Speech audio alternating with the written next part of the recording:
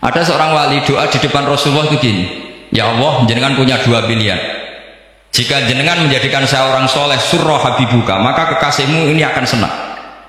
Dan yang susah itu musuh kamu, yaitu iblis, musuh engkau. Tapi jika engkau ingin saya ini dolim, jadi orang dolim, yang susah itu kekasihmu, yaitu Nabi Muhammad SAW, yang senang musuhmu, yaitu iblis. Mau jenengan milih mawon, nyenang kekasihmu, apa nyenang musuhmu gitu. Ya sudah, kan Allah tidak punya pilihan. Mana mungkin Allah ingin menyusahkan kekasihnya, yaitu kanjeng Nabi Muhammad SAW. Sama, semua ulama tidak ingin umatnya Nabi matu khinal maksiyah, mati dalam keadaan maksiat. Maka kita berusaha semaksimal mungkin, semoga mereka tobat. Semua Quran itu la'allahum yarji'un, la'allahum yantahun, diharapkan mereka Allah yang Tuhan saja, yang al-ghaniyul mutlak, Allah yang al-jabbar al-qahhar saja sama orang-orang yang asrafu ala anfusihim masih dipanggil-panggil, wa anibu ila rabbikum wa aslimu lah. Allah yang Tuhan saja memanggil yang sedang di luar dipanggil masuk. Masa kita gara-gara soleh yang over, yang sudah di dalam mau dikeluarin? Itu kan apa-apaan itu. Makanya ini pasti tak dukung Islam Wasatiyah. Jadi saya dukung itu bihujjatin, bukan karena saya hormat Pak Kores orang sepuh, itu enggak. Memang bihujjatin.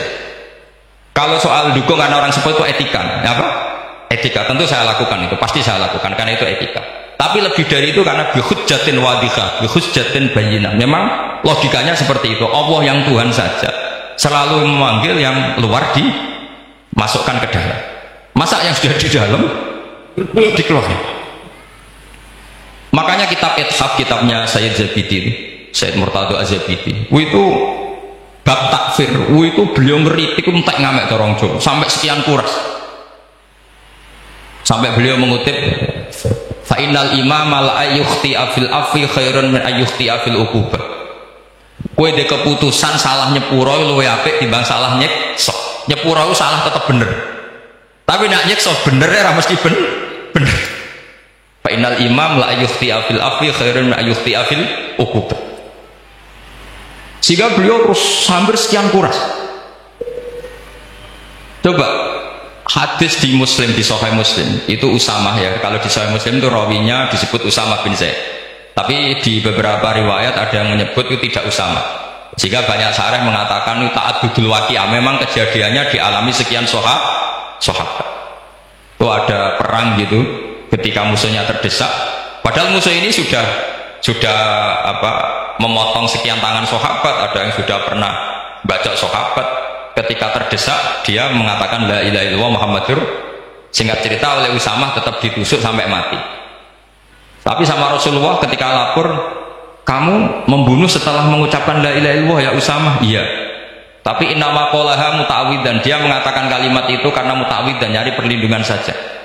Afala syaqaqta an batni, afala syaqaqta an qalbi. Sudah kamu lihat di dadanya, kalau dia betul-betul ngomong karena mutakwi dan jangan-jangan karena iman Terus memangnya ketika kamu iman, orang-orang sahabat itu rata-rata kan pernah kafir. Memangnya ketika kamu iman tak curigai kan enggak gitu. Langsung saya terima, kenapa ini main curiga kira-kira. Sampai seperti itu saktinya kalimat la ilaha. Jadi kalaupun diomongkan mutakwidan saja tetap sah, meskipun ngomongnya hanya untuk perlindungan dari apa? Dari pedang. Malah ada riwayat lain yang menyebutkan itu tidak Usamah di tafsir Qurtubi itu yang ya ayyuhalladzina amanu idza darabtum fi sabilillahi fatabayyanu wa la taqulu liman alqa ilaikumus salama lasta mu'mina. Itu kalau di riwayat Qurtubi lebih ekstrim lagi. Si orang tadi tidak Usamah, jelas pastikan itu tidak Usamah, ada yang lain tidak Usamah. Itu bantah Nabi. Ya Rasulullah, andaikan belah dadanya orang itu saya belah, apakah kemudian saya tahu apa yang ada di hatinya? Jadi Nabi jadi dibantah. Ya rodok qawarid. Jadi Nabi masih dibantah. Kata Nabi, ya enggak, kamu tetap enggak tahu apa yang ada di hatinya. Loh, terus masalahnya apa? Masalahnya begini. Setelah kamu belah dadanya, kamu tetap enggak tahu hatinya kan? Fala anta ta'lamu ma fi qalbi wala anta tusaddiqu ma fi lisani. Jadi kowe udah di wong kacau. ngerti hatinya yang enggak, percaya lisannya juga enggak.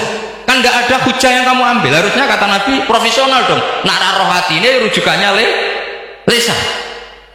Lah ini enggak, hatinya kamu enggak tahu, lisannya enggak kamu percaya, langsung kamu pakai itu apa? Seperti saya sama jenengan kan gampang, aku raro niate sampean ngaji hati apa raro. Sementing tak kongkon ngaji berarti seneng ngaji. Jadi jelas ada yang diambil. Makanya semenjak itu para ulama rata-rata itu hampir semuanya itu Islamnya wasatiyah.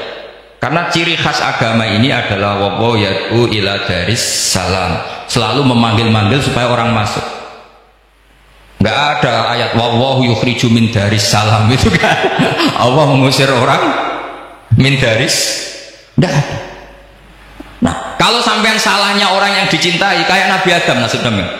Nabi Adam itu salah karena makan apa sajaratil khuldi, kata cerita-cerita gitu loh. Nanti bisa diperdebatkan. Sajaratul khuldi itu nama larangan, itu nama salah sebetulnya. Nanti tanya Pak Kures, itu kan sebenarnya gini, istilah khuldin itu bahasa setan.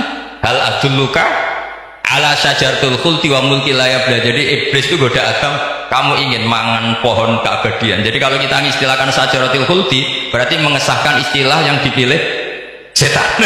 Jadi masalah. Makanya saya enggak pokoknya anut-anut umum wong muni sajaratul khuldi ya ikut sajaratul khuldi, tapi ini sebetulnya bahasa yang dipakai setan.